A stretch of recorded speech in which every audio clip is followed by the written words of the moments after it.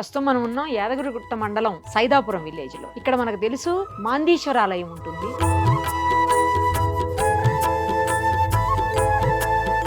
అలాగే కాలభైరవ స్వామి క్షేత్రం కూడా ఇది.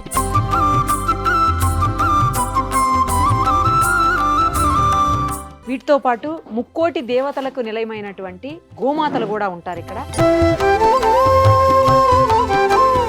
చాలా పవర్ఫుల్ క్షేత్రం అన్నమాట. అన్ని రకాల సమస్యలకి ఒకటే చోట పరిష్కారం లభించేటువంటి స్థలం అని చెప్పొచ్చు. ఇది మనకు బోధానంద స్వామి ఈ ఆశ్రమాన్ని నడుపుతున్నారు. ఇక్కడికి వచ్చి చాలా మంది అనేక ప్రాంతాల నుంచి రోజుల తరబడి ఇక్కడే ఉండి వాళ్ళ సమస్యల్ని పరిష్కరించుకుని వెళ్ళేటువంటి పరిస్థితి. గోమాతలను కూడా మీరు చూడొచ్చు. చాలా గోమాతలు ఇక్కడ కొలువుదీరి ఉంటాయి. ఒక్కసారి వచ్చి దర్శనం చేసుకుంటే ఉన్నటువంటి సమస్యలన్నీ క్లియర్ అయ్యాయి అని చెప్పిన వాళ్ళు అనేక మంది ఉన్నారు. అలాగే ఇక్కడ శనివారం నాడు జరిగేటువంటి ప్రత్యేక పూజలకైతే అనేక మంది వస్తూ ఉంటారు. చాలా సుదూర తీరాల నుంచి దూరాల నుంచి వచ్చేవాళ్ళు కూడా ఉన్నారు. ఒకసారి అందరితో మాట్లాడదాము. ఈ క్షేత్రానికి ఉన్నటువంటి మహత్తు, అలాగే ఆ పవర్ అనేది మనందరికీ తెలుసు. ఇంతకు ముందే మనం చూసున్నాము. మరొక్కసారి వీటన్నింటి గురించి తెలుసుకుందాం. ఎందుకంటే గోమాతలు ఇంతకు ముందు ఇంత పెద్దగా లేదు. మాత ఆశ్రమం కావచ్చు, లేకపోతే ఆ శక్తిపీఠంలో ఉన్నటువంటి గోవులు కావచ్చు, ఇంతగా లేవు. బట్ ఈసారి చాలా గోమాతలు ఇక్కడ మనకు కనిపిస్తున్నాయి. ఒక్కసారి గోమాతలను కలుద్దాము, అలాగే స్వామివారిని దర్శనం చేసుకుందాము. అలాగే ఇక్కడికి వచ్చేటువంటి వాళ్ళు ఏం చెబుతారు, వాళ్ళు ఏం చూసి ఇక్కడికి వచ్చారు, అలాగే వాళ్ళ ఇబ్బందులు ఎలా తొలగిపోయాయి అన్ని వాళ్ళ మాటల్లోనే వినేద్దాం. రండి. ఎలా వచ్చారు మాందీశ్వర ఆలయానికి? ఎక్కడి నుంచి వచ్చారు? మేము కరీంనగర్ నుండి వచ్చాము మేడం. మాకు మా బ్రదర్ ఒకసారి ఏంటంటే, మీరు ఒకసారి ఇక్కడ ఈ శక్తిపీఠం మహాకాల భైరవ దేవాలయం ఉంది, ఇక్కడ ఒకసారి వెళ్ళండి అని చెప్పారు. ఇంతలో అనుకోకుండా యూట్యూబ్ లో చూస్తే మీ ఛానల్ సుమన్ టీవీ తరపున చూసాం. బోధానంద స్వామి గారు మాట్లాడేది విన్నాం. ఒకసారి పోయి దేవుని దర్శించుకుంటే మాకు మంచి జరుగుతుందని ఉద్దేశం కొద్ది వచ్చినాం. ఇది రెండోసారి. ఫస్ట్ దేవుని దర్శించుకున్నాం, ఈ రోజు ఇక్కడ పూజ చేయించుకున్నాం మా అబ్బాయితో వచ్చి. ఇది చాలా బాగుందండి. ఇంకా ఈ గుడి డెవలప్మెంట్ కావాలని నేను నా మనస్ఫూర్తిగా కోరుకుంటున్నాను. గురువు గారు కూడా ఇంకా ప్రజలకు, భక్తులకు కూడా ఇంకా బాగా చేయాలని కోరుకుంటున్నాను. చాలా బాగుంది. ఇక్కడ ప్రశాంతమైన వాతావరణం, గోశాల, ఇదంతా చాలా బాగుంది. ఇక్కడ పూజ చేయించుకోవడం కూడా చాలా సంతోషంగా ఉంది. స్వామి 20 ఏళ్ళ సంది మాకు పరిచయం. 20 సంవత్సరాలు ఇక్కడికి వచ్చినాక గుట్టలకి ఇల్లు కిరాయి తీసుకొని ఉన్నాడు. ఉండంగా కొన్ని రోజులకు మాకు గోసేవ ఆశ్రమం పెట్టాలంటే కొండవాడ గంగడ పోయి 2 ఆవులు తెచ్చినాం. అక్కడికి వెళ్ళి 6-5 అయినాయి. ఇక్కడ మేసవచ్చట్లేదని ఇక ఈ సైదాపురం విలేజ్ ఇది. ఇక్కడ జాగా కొనుక్కొని ఇక ఒక్కొక్కటి ఆవులు పైన. ఇక ఆయన దగ్గరకు వచ్చిన భక్తులు నేను ఊర్ల పండు తిరిగి ఒక్క కథలు చెప్తా. కొంతమందిని దోరుకొచ్చి వాళ్ళకు సంతానం అయ్యేటోళ్ళ సంతానం, మగ పిల్లలు పుట్టాలన్నా అయ్యిండ్రు, ఆరోగ్యాలతో ఉండాలన్నా ఉన్నారు. మేము కూడా ఆయన సహకరిస్తున్నాం. ఆయన వల్ల మేము కూడా ఆరోగ్యాలతో ఉన్నాం. ఉండంగా కొన్ని రోజులు జరుగుతుంటే ఇక్కడ ఈయన దగ్గరకు వచ్చిన భక్తులను పూజలకు ఎక్కడ దోలాలి, మాందేశ్వర పూజ దోలాలి, కాలభైరవ పూజ దోలాలి, అందుబాటులో లేవు అని చెప్పి ఆయన మనసులోకి వచ్చి పెద్ద పెద్ద పండితులు సంప్రదించుకొని ఆ కాలభైరవం పెట్టినాక తర్వాత మాందేశ్వరం పెట్టిండు. మాందేశ్వరం గుడి అయినాక జనము అందరికీ మీ పెద్దలు ఆయనకు సహకరించారు. ఇట్లాంటి వీడియోలు తీసి సెల్లులలో పెడితే కూడా చాలామంది ఉత్సాహంగా వస్తున్నారు. అందరూ సంతోషపడుతున్నాం, మేము సంతోషపడుతున్నాం. సాయం కూడా ఇబ్బంది లేకుంటున్నాడు. కానీ గోసేవల సేవ చేసేవాళ్ళు దొరుకుతలేరు ఎక్కువ శాతం మంది. మేము కూడా ఆనందంగా ఉన్నాం. మా వచ్చే భక్తులను కూడా తోలుకొచ్చిన వాళ్ళు కూడా సంతోషంగా ఉన్నారు. స్వామి కూడా ఇప్పుడు నిమ్మలంగా ఉండి మీ సహకారంతో స్వామికి ఇప్పుడు సంతోషమైంది, మాకు సంతోషమైంది.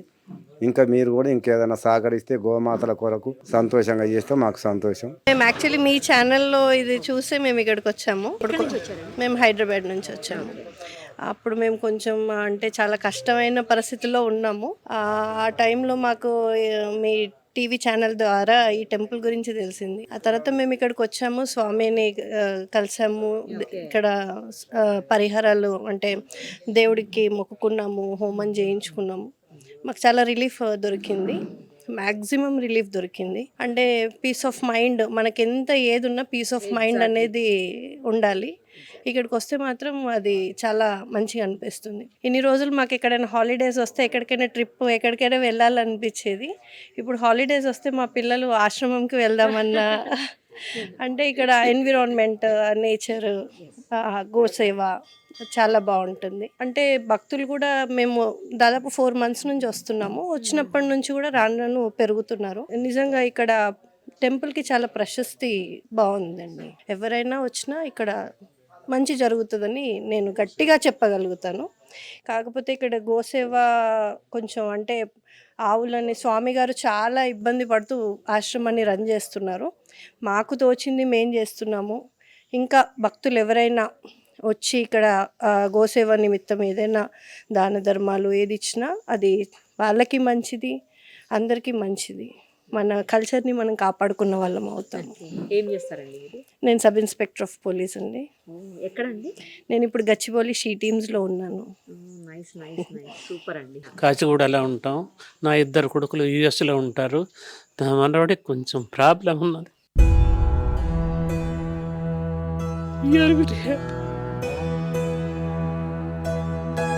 చాలా మంచిగా అయింది. రిలీఫ్ వచ్చిందా? దొరికిందా? మంచిగా అయిందా? ఇప్పుడు మంచిగా అయింది. ఆ స్వామినే నమ్ముకున్నాం. మాకు ఇక్కడికి వచ్చిన తర్వాత మంచిగా ఇప్పుడు 2 వారాల నుంచి చూస్తున్నాం. ఆ స్వామి దయ వల్ల వీఆర్ వెరీ హ్యాపీ.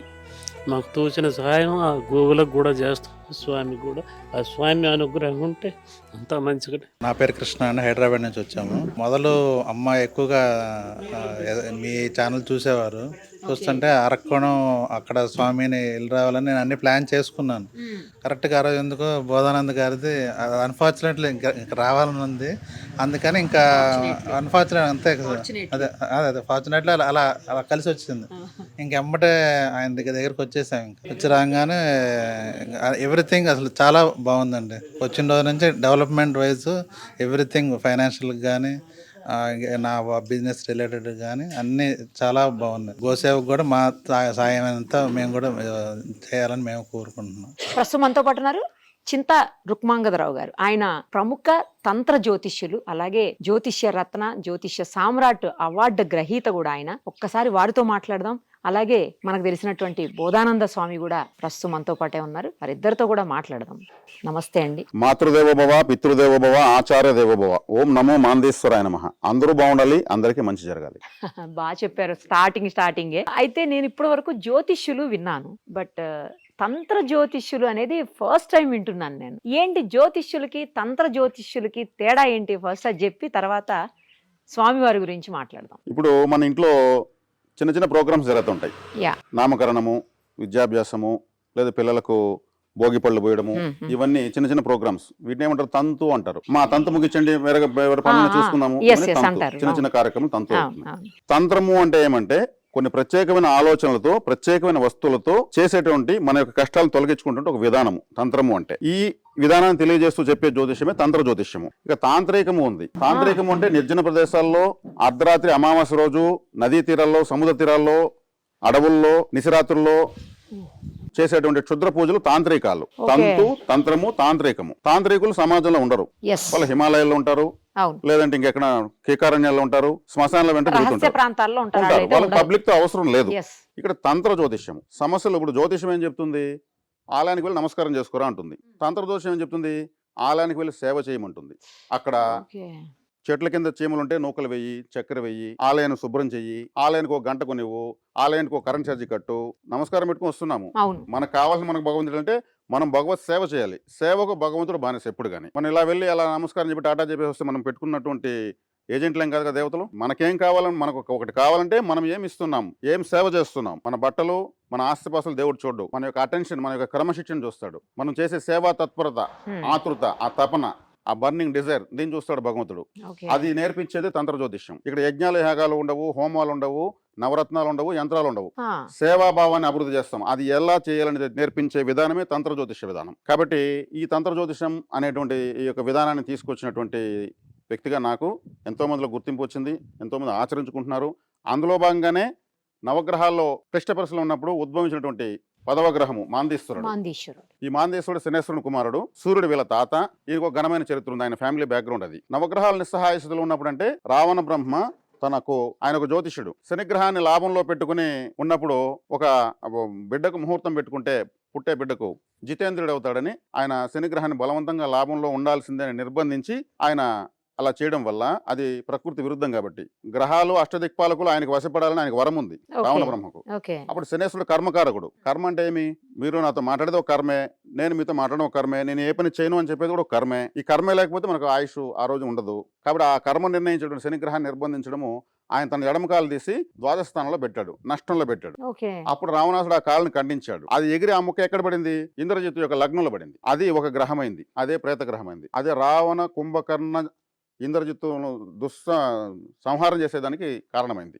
కాబట్టి దుర్మరణాన్ని సూచించేటువంటిది, దుస్సంఘటనలు సూచించేది, తడబాట్లను సూచించేది, తాకడలను సూచించేటువంటిది గ్రహము మాందీశ్వరుడు. మాంది అంటే ఒక ప్రేత గ్రహము, ఒక డెడ్ బాడీ. ఓకే. ఒక శవం ఉందంటే మాందీశ్వరుడు ఉన్నట్లే. ఏ రామయ్యో ఎల్లయ్యో పుల్లో ఉన్నట్టు కాదు. అక్కడ అతను శరీరాన్ని వదిలి ఆత్మతూరంగా వెళ్ళింది, అక్కడ మాందీశ్వరుడు ఉన్నట్టే భావించాలి. అంటే ఇప్పుడు మాందీశ్వరుడు ఎక్కడుంటే ఇటువైపు ఉన్న ఇల్లు, ఇటువైపు ఉన్న ఇల్లుని ప్రభావితం చేస్తాడు, కలుషితం చేస్తాడు. లగ్నంలో ఉంటే 12వ స్థానాన్ని, లగ్నాన్ని 2వ స్థానాన్ని కలుషితం చేస్తాడు. రెండవ ఇల్లు అంటే ధనస్థానం, కుటుంబ స్థానం. కుటుంబం అంటే మీ భార్య పిల్లలు కుటుంబం, అంతే కదా. అంతే. వాళ్ళని పోషించే డబ్బులు కావాలి, అంతే కదా. 12వ స్థానం అంటే మన బెడ్రూమ్, మన పడుకొని నిద్రపోయేటువంటి ప్రదేశం, అక్కడ ప్రశాంతత ఉండదు. లగ్నంలో ఉంటే వశీకారం ఉండదు. వశీకారం అయినప్పుడు ఆకాశం ఉన్నప్పుడు డబ్బులు రాదు, ఏ పని కాదు, ప్రశాంతం నిద్ర ఉండదు. ఇది జ్యోతిష్ శాస్త్రంలో తెలియజేస్తుంది. ఓకే. ఇప్పుడు ఇదే మనం సహజంగా తీసుకుంటే, ఇప్పుడు ఒక ఇంట్లో ఒక చావు జరుగుతుంది. ఆ పక్కిళ్ళు ఈ పక్కిళ్ళు ఉంటాయి కదా, అవును. వాళ్ళు ఎట్లా ఉంటారు? ప్రశాంతంగా ఉంటారా? మా పక్కింట్లో చావుని వాళ్ళు తలుపులు వేసుకుని ఇస్తారు. అందరి బంధువులు చెప్తారు, మా పక్కింట్లో చావు ఈ రోజు రావద్దండి, ఆ కార్యక్రమం అయిపోయిన తర్వాత రండి అని చెప్తారు. అంటే రెండు ఇళ్ళు డిస్టర్బ్ అవుతాయి కదా. ఇక్కడ కూడా జాతకంలో కూడా మాందీసుడు ఎక్కడుంటే అక్కడ ఉన్నటువంటి అటు ఇటు ఉన్న ఇండ్లు కలుషితం అవుతాయి. అంటే ప్రేతగ్రహం ఉంది కాబట్టి అక్కడ. కాబట్టి దానికి పరిహారం ఎలా చేసుకోవాలి? ఆయన సేవ చేసుకోవాలి. మాందీసుడు ఏ నక్షత్రంలో ఉన్నాడు, ఏ రాశిలో ఉన్నాడు? ఆయన శనేశ్వరుడు కుమారుడు కాబట్టి శనివారం రోజు తత్సంబంధమైన నక్షత్రం రోజు వచ్చి ఆయనకు చక్కగా ఆరాధన చేసుకోవడం వల్ల మనం ఏమవుతున్నాము? ఒక ఆఫీసర్ సరెండర్ అవుతున్నాం. ఒక ఆఫీసర్ స్ట్రిక్ట్ ఆఫీసర్ కనిపించి నమస్కారం పెడతాం. అప్పుడు ఏమయ్యా బాగున్నావు అంటాడు. ఆయన చూసి ఇలా అన్నాం అనుకో, మనకేమైనా పనులు అవుతాయా? ఆయన నవగ్రహాలు నిస్సహాయ స్థితిలో ఉన్నప్పుడు స్ట్రిక్ట్గా వచ్చాడు. లోకోద్ధరణకు ఉద్భవించినటువంటి గ్రహం ఆయన. ఆయనకు ఆలయం ఉంది, వాహనం ఉంది, ఆయుధం ఉంది, చరిత్ర ఉంది. ప్రేతగ్రహానికి ఆలయం ఏంటంటే అందరూ ఆశ్చర్యపోతారు. అవును, నేను అదే అడగబోతున్నాను. చక్కగా ఆయనకు ఆలయం ఉంది, 1000 సంవత్సరాల ముందే ఉంది. వడారణ్యేశ్వర స్వామి అనేసి తిరుపతి నుంచి చెన్నైకి వెళ్ళే దారిలో అరకోణం పక్కన తిరువలంగాడు అనేటువంటి ఊర్లో ఉంది. అక్కడ ప్రతి శనివారము స్వామివారి యొక్క దోష నివృత్తి పూజలు చేస్తారు. వెళ్ళిన వాళ్ళకు అక్కడ శాస్త్రోక్తంగా మంత్రయుక్త సహితంగా చేస్తారు. మరి అంత దూరం వెళ్ళాలంటే ఇక్కడ నుంచి అందరూ వెళ్ళగలరా? అందరికీ సాధ్యం కాదు కదా. భాష ప్రాబ్లం ఉంది. అందులో 10వ గ్రహము. ఇప్పుడు 9 అంకెలు ఉన్నాయి, 9 ఉన్నాయి. మరి 10వ గ్రహం అంటున్నాను. ఈ 0 అనేదే మాందీశ్వరుడు. శూన్యగ్రహం అని చెప్పాను, ప్రేతగ్రహం చెప్పాను. 0 లేకపోతే మ్యాథమెటిక్స్ లేదు, మాందీశ్వరుడు లేకపోతే జ్యోతిష్యం లేదు. 10వ గ్రహము. కాబట్టి ఇంత వ్యయ ప్రయాసాలకు వెళ్ళి అక్కడ రైళ్ళు ఎక్కాలి, బస్సులు ఎక్కాలి, దిగాలి, అడగాలి, అడిగితే లాంగ్వేజ్ తెలియదు. మరి స్వామివారు అది తెలుసుకొని చక్కగా ఆయన వెళ్ళి దర్శించుకొని చూసి ఈ మాందీశ్వరుడు యొక్క సేవ తెలంగాణ ప్రజలందరికీ అందుబాటులోకి తేవాలని ఆయన సంకల్పించుకుని ఆయన దృష్టిలో పడిపోయాడు. ఆ రోజే తెలుగు ప్రజలందరికీ మాందీశ్వరుడు దృష్టి, శుభ దృష్టి స్వామివారి పైన పడింది. ఇప్పుడు నేను ఒక మేస్త్రి మాత్రమే, ఆయన ఇల్లు కట్టాడు, అది కట్టేది మేస్త్రి నేను. ఇప్పుడు ఆయన అందరికీ అప్పగించేశాడు స్వామివారి యొక్క సేవని. నేను సూచకుడిని మాత్రమే, ట్రాఫిక్ పోలీస్ మాత్రమే, ఎలా వెళ్ళాలో చూపిస్తాను అంతే. కాబట్టి ఆ సేవ చేసుకునే అదృష్టాన్ని ఈయన ద్వారా, స్వామివారి ద్వారా ఆయన సంకల్పించాడు. మొట్టమొదటిసారిగా ఎవరూ చేయలేనటువంటి అద్భుతమైన సంకల్పం మన బోధానంద స్వామివారు చేశారు. కాబట్టి సత్సంకల్పం ఉన్న వాళ్ళ వల్ల ఇది సాధ్యమవుతుంది. ఇలా మాందేశ్వరుని గురించి చెబితే ఈరోజు సాయంత్రం వరకు నేను చెప్పిన అయిపోదు, అంత చరిత్ర ఉంది. కాబట్టి మాందేశ్వర అనుగ్రహం ఉంటే ఇక కాని పని అంటూ లేదు. అది దుస్సంఘటనలు ఇచ్చేటువంటి గ్రహం. ఇప్పుడు ఉదాహరణకి 7వ స్థానంలో మాంది ఉన్నాడు, అది చూడరు జ్యోతిషులు. 7వ స్థానంలో గురువు వస్తే మీకు పెండ్లి అవుతుందంటారు, అయినా కాదు. కానీ బై బర్త్ చార్ట్లో 7వ స్థానంలో మాంది ఉన్నాడు, భార్య స్థానంలో. ఇతన్ని చూస్తే ఏ అమ్మాయి నచ్చదు. ఒకే కొడుకు, ఆస్తిపాస్తులు ఉన్నాయి, కూర్చొని తినొచ్చు అంటే కూడా పెండ్లి కాదు. మరి ప్రేతగ్రహం ఉంది. మరి ఎలా? వశీకారము అంటారు. పెండ్లి చూపులు అనేది వశీకారం. అమ్మాయికి అబ్బాయి వశమవుతాడా, అబ్బాయికి అమ్మాయి వశమవుతాడా? ఈ కండల నుంచి ఒక రెటినా వస్తుంది, ఒక ఎనర్జీ వస్తుంది రెటినా నుంచి, ఆ టైంలోనే వస్తుంది. అది కలిసి కరెక్ట్గా వాళ్ళు ఒకరికొకరు వశమవుతారా అనేది పెండ్లి చూపులు. వాళ్ళిద్దరు ఒకరికొకరు నచ్చితే అంటారు కదా. అక్కడ మాంది ఉంటే ఎందుకు నచ్చుతారు? పంచమ స్థానంలో మాంది ఉంటే అబార్షన్లు అవుతూ ఉంటాయి, IVF సెంటర్కి వెళ్తారు, అంటే సంతాన సాఫల్య కేంద్రాలకు వెళ్తూ ఉంటారు. ఇక్కడ మాందీసుడు ఉంటాడు. కాబట్టి మాందీసుడు ఎక్కడుంటే అక్కడ 3 స్థానాలు కలుషితమవుతాయి. అంటే ఆయనకి మనల్ని కలుషించాల్సిన అవసరం లేదు. పూర్వజంలో మనం చేసుకున్నటువంటి కర్మను ఆయన ఈ జన్మలో ఇలా జరుగుతుంది మీకు అని తెలియజేస్తున్నాడు. గ్రహాల సాక్షిభూతాలు మాత్రమే, ఎవరికి మంచి చేయవు, చెడ్డా చేయవు. ఈ జన్మలో మీరు ఎలా బతుకుతారో తెలియజేస్తాయి. కోర్టులో సాక్ష్యమే ఆధారం ఎలా ఉంటుందో మన జీవితానికి గ్రహాల సాక్షిభూతాలు. మరి వాళ్ళ అనుగ్రహం కావాలంటే సేవాభావంతోనే వాళ్ళ అనుగ్రహం అవుతారు. క్రమశిక్షణ ఉన్నటువంటి ఒక ఖైదీకి క్షమాభిక్ష పెట్టి విడుదల చేస్తారు, ఇంకా 10 సంవత్సరాల శిక్ష కూడా వదిలేస్తారు. సేమ్ అలాగే క్రమశిక్షణతో మనం భగవంతుని దగ్గర ఉంటే వదిలేస్తారు. అదే ఇక్కడ అదే నేర్పిస్తున్నాము. మన స్వామివారు కూడా ఇక్కడ అందరికీ అదే చేపిస్తున్నారు. ఆయన ఇక్కడ వచ్చి దానికి ఎదురైనటువంటి పూజా ద్రవ్యాలకు కనీస స్థాయిలో తీసుకుంటున్నారు. ఆయన తీసుకుంటా ఉండేది చాలా చాలా చాలా తక్కువ. కానీ భగవంతుడి సేవ మనం ఎంత చేసుకోవాలంటే ఒకరు చెప్పక ముందే మనం పోటీ పడాలి, ఎవరికి వాళ్ళు ఉద్యుక్తులు అవ్వాలి. ఇప్పుడు మందు రేటు తగ్గించాలని ఎక్కడ ధర్నాలు చేస్తారా? చికెన్ రేట్ తగ్గించాలని ధర్నాలు చేస్తారా? ఇంతది మేము ఎలా తినేదని దేవుడి కాడికి వచ్చే కాడికి చెయ్యి గట్టిగా పడేస్తారు. కానీ దేవుడు అన్నీ ఇచ్చేయాలి. ఇలా దండం పెట్టగానే దేవుడు ఏటీఎం కార్డు పిన్ నెంబర్ ఇవ్వాలి. పో బాబు విత్డ్రా చేసుకో, నీ కష్టాలు తెచ్చుకో, నాకు ఇచ్చేయని చెప్పాలి. ఎలా అవుతుంది? మన క్రమశిక్షణ ఎలా ఉంటుంది? ఇప్పుడు మనం వాటర్ తాగుతామండి, ట్యాప్లో తిప్పుతాము, మనం కింద వదలకుండా తాగలమా? లేదు కదా. మనం కొంత వదిలితే మనకు కొంత వస్తుంది. దేవుడికి మనం కొంత సేవ చేస్తే దేవుడు మనకిస్తాడు. ఉభయకుశలోపరి నరజాతి సమస్తం పరపీడన పరాయణం. ప్రతి ఒక్కరు ఇంకో దోచుకునేదానికి ఉన్నారు, కానీ దోచుకునే నిజాయితీ ఉండాలి. మీకు నేను ఉపయోగపడాలి, నేను ఉపయోగం పొందాలి. మీరు పూర్తిగా అన్యాయం అయిపోయి నేనే బాగుపడిపోవాలనే విధంగా ఉంటే అప్పుడు ఏమవుతుంది? అలా ఉండకూడదు. ముఖ్యంగా భగవంతుని దగ్గరికి వస్తే శరణాగతి ఎవరైతే అవుతారో దానికి తగినటువంటి సేవ ఎవరు చేసుకుంటారో వాళ్ళకి భవిష్యత్తు భగవంతుడు ఇస్తాడు ఆశీర్వాద రూపంలో. దైవం మానుష రూపేణ దానికి కావాల్సిన వాళ్ళు ఏర్పాటు చేస్తాడు. దేవుడిలాగా వచ్చావు, నన్ను కాపాడు అంటారు కదా. అంతలోకి ఎందుకు దేవుడని కీర్తించాలి? ఆ సమయం అంటాడు, ఆ కష్టం అంటాడు. ఇక్కడ స్వామివారు మాందేశ్వర సేవ ఎవరు చేయనంత మొట్టమొదటిసారిగా ఇక్కడ ప్రతిష్టాపన చేసి అందరికీ సేవ చేసుకుని ఆ యొక్క తడబాట్లు తాకలు తొలగించుకోండి అనేసి అవకాశం కల్పించారు.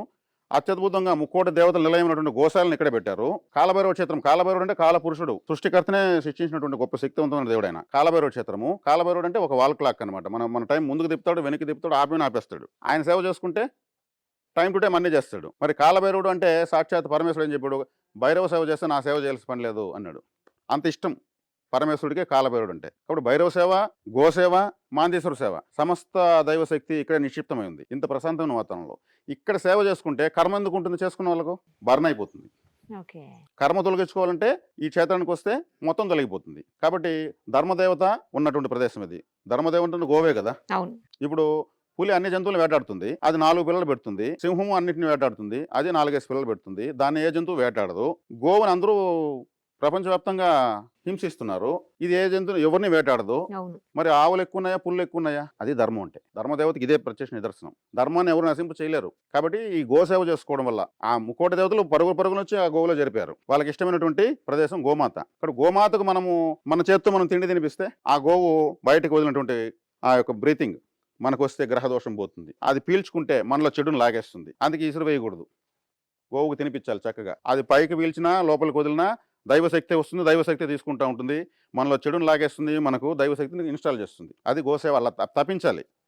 శ్రీకృష్ణుడు గోవుల మేపే మహాభారత నడిపించాడు. బ్రహ్మంగారు గోవుల మేపే కాలజ్ఞానం రాశాడు. వాళ్ళు ఇంకేం డిగ్రీలో పీహెచ్డీలు చేయలేదు, గమ్మున ఆవులు మేపారు. మరి కాలజ్ఞానం ఈ రోజు అందరూ ఫాలో అవుతున్నారు కదా, ప్రపంచం అంతా ఫాలో అవుతున్నారు. ఆయన యొక్క ఎలిజిబిలిటీ ఏంటి? గరిమిరెడ్డి అచ్చం మీద గోవులు మేపాడు. శ్రీకృష్ణుడు వారు గోసేవ చేశాడు.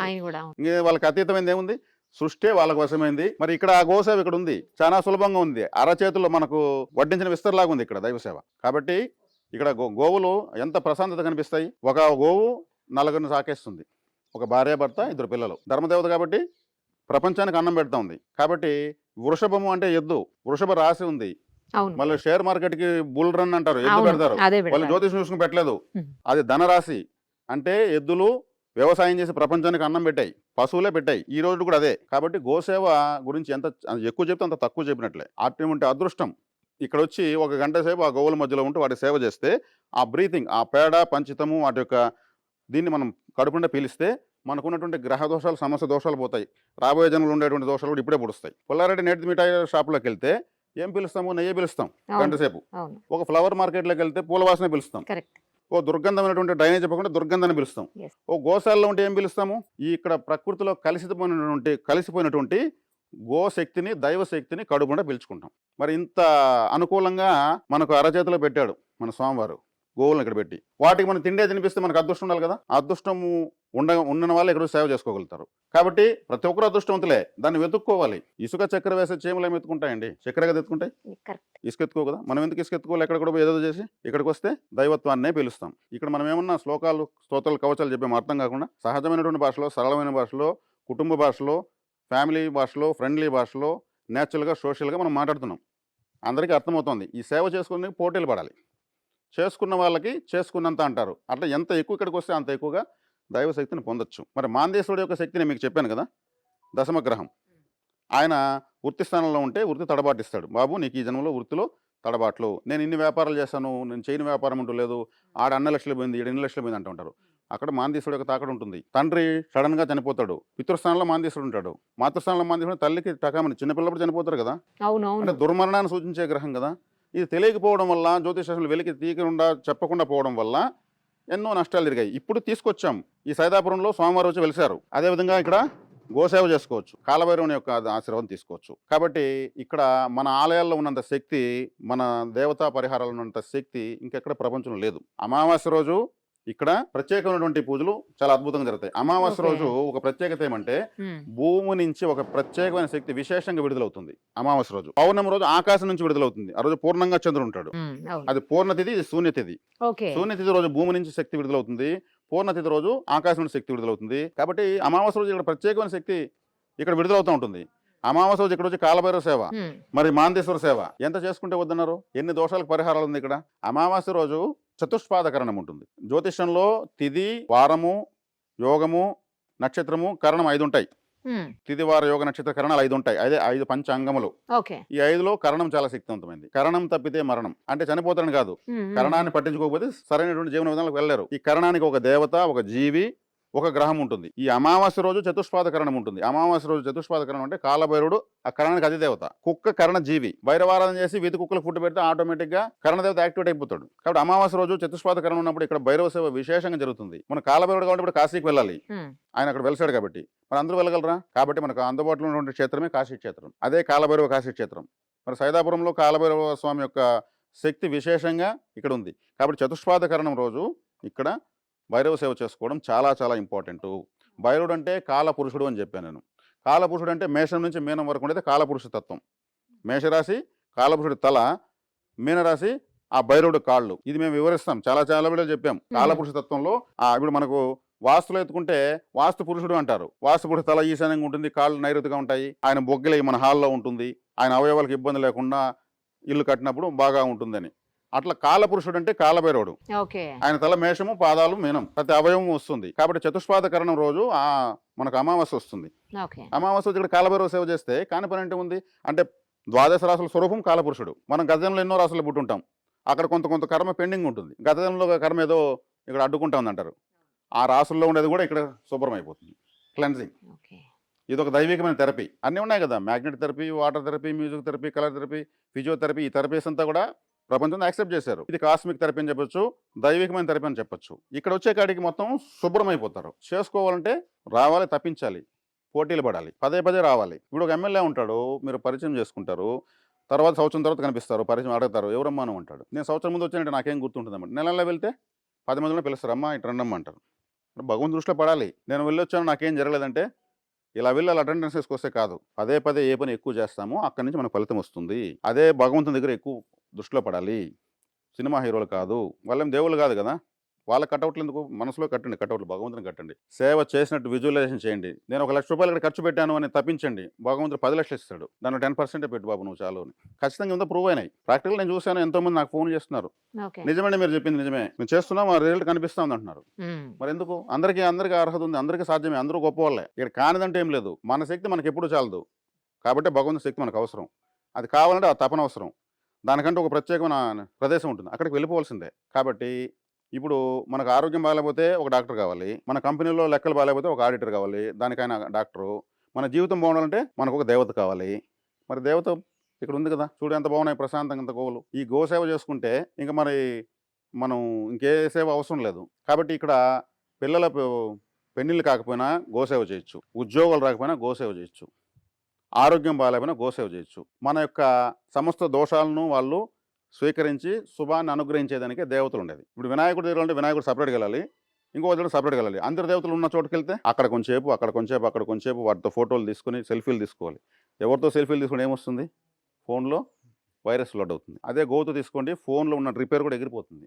రియల్ గోవులు ఉన్న చోట సుభిక్షమే ఉంటుంది, భూగర్భ జలాలు బాగుంటాయి, పిడుగులు పడవు, ప్రకృతి పరవశిస్తూ ఉంటుంది. అందుకే వాళ్ళు శ్రీకృష్ణుడు వీరబ్రహ్మేంద్ర స్వామి అంతా కూడా ఆ గోవుల మధ్యన తిరిగారు. అక్కడే వచ్చేసింది ప్రపంచ జ్ఞానం. ఈయన కాలజ్ఞానం చెప్తే ఆయన భగవద్గీత చెప్పాడు. మరి మనకెందుకు సాధ్యం కాదు? ఇక్కడ అతీతమైన శక్తి ఉంది, దాన్ని మనం వెలికి తీసుకుంటున్నాం, చర్చించుకుంటున్నాం, దాన్ని మనం 10 మంది తెలియజేస్తున్నాం. మనం బతకడానికి అవసరమైన ఆక్సిజన్ కూడా ఇచ్చేటువంటి గోమాత. అవును, చెప్తున్నా కదా, అది వదిలిన ఆక్సిజనే, పీల్చుకున్న ఆక్సిజనే, ప్రాణవాయువు ఇస్తుంది, ప్రాణవాయువు తీసుకుంటుంది. మరి ఇటువంటి జంతువు ఎక్కడ లేదు. గోవు నిత్యము 24/7 సుషుమ్న నాడి ఓపెన్లో ఉంటుంది. మనము మెడిటేషన్ చేస్తాం కదా, ఇడా పింగళ సుషుమ్న నాడి ఓపెన్ అయిందంటే నాకు సహస్రార చక్రం యాక్టివేట్ అవుతుంటాం కదా. ఓకే. గోవు నిత్యము 24/7 సుషుమ్న నాడి ఓపెన్లో ఉంటుంది. దానిపైన ఒక చారు నల్ల మెరుస్తూ కనిపిస్తుంది చూడండి ఇప్పుడు కూడా. కాబట్టి నిత్యము దైవశక్తి వస్తూనే ఉంటుంది. అది గోమాత అంటే. కాబట్టి అంత అద్భుతమైనటువంటి గోసేవ ఇక్కడ ఎంత ఎక్కువ చేస్తే రాబోయే తరతరాలకైనంత ఇచ్చేస్తుంది సంపదలు. భగవంతుడు ఇవ్వలేనిదని మనం అడగలేం. మీరు 1,00,000 కోట్లు అడిగారు అనుకోండి, మీరేం అడగనట్లే. ప్రకృతి ఇవ్వలేనంత మనం అడగాలంటే మా సున్నాలు పెట్టి మన తల పేలిపోతుంది. కాబట్టి మీకు ఎంత కావాలా ఏం కావాలన్నా భగవంతుడు ఇస్తాడు. గోసేవ చేయడం ద్వారా అందరూ దేవతలు పరవశించిపోతారు. ఇక్కడ కాలభైరవ క్షేత్రం ఉంది. మన యొక్క జాతకము యొక్క సంపూర్ణ స్వరూపమైనటువంటి దేవత యొక్క క్షేత్రం ఇక్కడ ఉంది. ఆ సమస్త జాతక దోషాలు నివృత్తి అవుతాయి. ప్రత్యేకమైనటువంటి మాందేశ్వర క్షేత్రం ఇక్కడే ఉంది. ఇప్పుడు ఇటువంటి క్షేత్రం ఎక్కడైనా ఉందా? ఉంటే సంతోషమే, ఆ క్షేత్రం కూడా వెళ్దాం, ఆదరిద్దాం. కానీ అన్నీ కూడిన చోటు ఇక్కడ ఉంది. ఎవరైనా కానీ ఈ క్షేత్రంలో ముఖ్యంగా ఆకలి అనేది ప్రతి జీవికి సహజం. భూమి ఉన్నంత వరకు ఆకలి ఉంటుంది. ఆకలికి కన్సెషన్ లేదు. ఈ నెలలో ఆకలి వస్తుంది, ఈ నెలలో ఆకలి రాదు, ఈ నెలలో తక్కువ ఉంటుంది, ఈ నెలలో ఎక్కువ ఉంటుంది కాదు. 3 పూట్ల ప్రకృతి ధర్మం ప్రకారం ఆకలి ఉంటుంది. గోమాత కూడా అంతే కదా. కాబట్టి ఇక్కడ ఎవరైతే దాతలు ఎంతమంది ముందుకొస్తే వాళ్ళ యొక్క అదృష్టం 10 రెట్లు 100 రెట్లు ఎక్కువ అవుతుంది. ఆ గోసేవకు ఇక్కడ గోవులకు స్వామివారు ఇక్కడ అన్ని చేస్తున్నటువంటి అన్ని పూజా కార్యక్రమాలు కావచ్చు, అన్ని సేవలు అందరికీ అందిస్తూ వస్తున్నటువంటి ఆదాయం ఉందో గోవులకు సేవ చేయడానికే పెడుతున్నారు. అయినా అది చాలడం లేదు. కాబట్టి ఇక్కడ దాతలకు మరీ విజ్ఞప్తి, గోసేవ చేయండి, గోవులకు దాతలకండి, గో సంరక్షణకు దాతలకండి, ముందుకు రండి. మీరు ఏం కావాలో ఆ స్థాయికి వెళ్తారు. మీకు రాజకీయమా, వ్యాపారమా, ఉద్యోగమా, వివాహమా, ఆరోగ్యమా, శత్రుబాధ ఏదైనా సరే న్యాయమని మీ కోరికలన్నీ ఇక్కడ తీరుతాయి. గోవులకు తిండి పెట్టి వాటి ఆశీర్వాదం తీసుకోండి, ఇంకా మీకు తిరిగేలేదు. కాబట్టి దాతలు ఎంతమంది అయినా అక్కడ ముందుకు రావాలని నేను విజ్ఞప్తి చేస్తూ గోసేవ నేను చేసుకుంటున్నాను. ఈ గోవులకు సేవ చేయమని చెప్పేది చక్కగా ప్రతి ఒక్కరూ గోనినాదం తీసుకోవాలి. గోసేవ మనకు జీవిత పరమార్థం తీసుకోవాలి. మరి 3 దేవతలు అందులో ఉంటే నేనేం చెప్పాను ఇక్కడ? మాతృదేవోభవ, పితృదేవోభవ, ఆచార్యదేవోభవ. అందరూ బాగుండాలి, అందరికీ మంచి జరగాలి. కాబట్టి ఇక్కడికి రండి, గోసేవ చేయండి, అందరూ మంచి జరుగుతుంది, అందరూ బాగుంటారు. దాంట్లో ఎటువంటి సందేహం లేదు. కాబట్టి ఉత్కృష్టమైన సేవ ప్రపంచ స్థాయిలో ఇంతకు మించిన సేవ, గోసేవకు మించిన సేవ లేదు.